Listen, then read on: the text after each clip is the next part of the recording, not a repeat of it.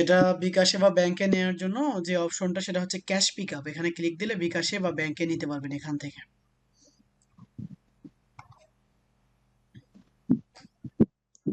Agri agri and করতে হবে না কন্টিনিউ। ভাই? জি জি, এগ্রি অ্যান্ড কন্টিনিউ।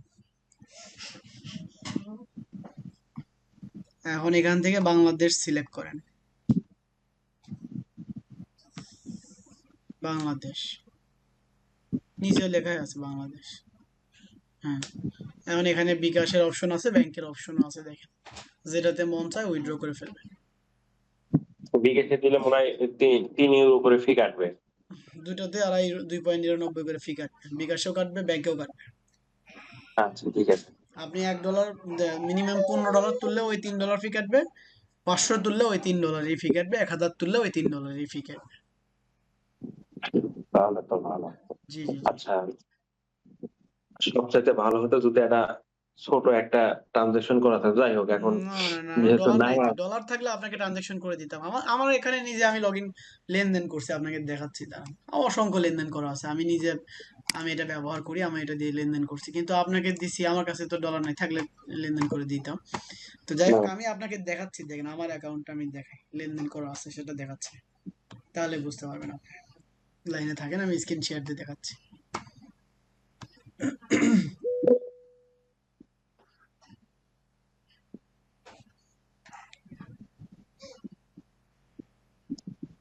দাঁড়ান, আমি শেয়ার দিচ্ছি। আচ্ছা, আমার স্ক্রিন কি দেখতে পাচ্ছেন? হ্যাঁ পাপা, আসো। দেখেন,